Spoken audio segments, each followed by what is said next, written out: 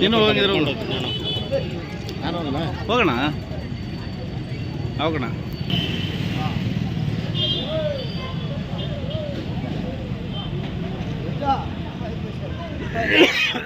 ಬ್ರಹ್ಮರಥೋತ್ಸವದ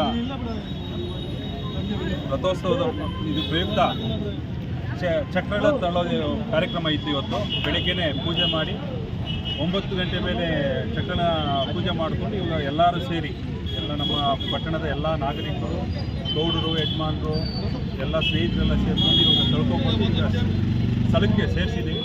ಇವತ್ತಿಂದ ರಥ ಕಟ್ಟಕ್ಕೆ ಸ್ಟಾರ್ಟ್ ಮಾಡ್ತಾರೆ. ನಾವು ಈ ದಿನ ನಾವು ವಿಜೃಂಭಣೆಯಿಂದ ನಡೀಲಿ ಅಂತ ಆಶಿಸ್ತಾ ಎಲ್ಲರಿಗೂ ಆಹ್ವಾನ ನೀಡ್ತೇನೆ. ಎಲ್ಲರೂ ಸಮಿಕ್ಷರಿಯಾಗಿ 23ನೇ ತಾರೀಕು ಸೇರಿ ರಥೋತ್ಸವವನ್ನು ವಿಜೃಂಭಣೆಯಿಂದ ನೆರವೇರಿಸ್ಕೊಡ್ಬೇಕಾಗಿ ವಿನಂತಿ.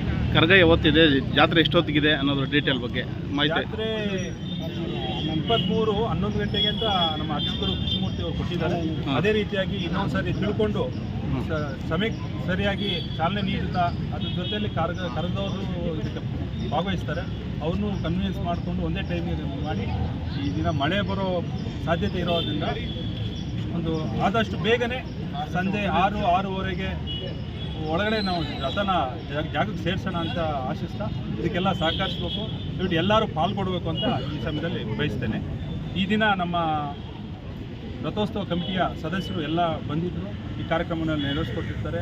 ಜೊತೆಲಿ ನಮ್ಮ ಸುಖರಾಜ್ ಅವರು ಇರ್ತಾರೆ, ಗನ್ಮ್ಯಾನ್ ಮುನ್ರಾಜು, ಗೋಪಾಲ್ ಅವರು, ಉದಯ್ ಕುಮಾರ್ ಅವರು, ಶಾಂತಕುಮಾರು, ಬಾಬು ಅವರು, ಮತ್ತು ವಿಜಯ್ ಕುಮಾರ್ ಅವರು, ನವಾಜು, ಸುನೀಲ್ ಕುಮಾರ್, ಶಿವಾಜಿರಾವ್, ಎಲ್ಲ ಸುನೀಲ್ ಹೇಳಿದ್ರು. ಎಲ್ಲರೂ ಭಾಗವಹಿಸಿ ಮತ್ತು ನಮ್ಮ ಎಲ್ಲ ಸ್ನೇಹಿತರು, ಹಿತೈಷಿಗಳು, ಅಣ್ಣ ತಮ್ಮಂದರು ಎಲ್ಲ ಬಂದಿರ್ತಾರೆ. ಎಲ್ಲರಿಗೂ ಧನ್ಯವಾದ ತಿಳಿಸ್ತಾ ಎಲ್ಲರೂ ಭಾಗವಹಿಸಿ ಎಲ್ಲ ಸಹಕರಿಸ್ಬೇಕಂತ ಕೇಳ್ಕೊಂಡು. ಓಕೆ.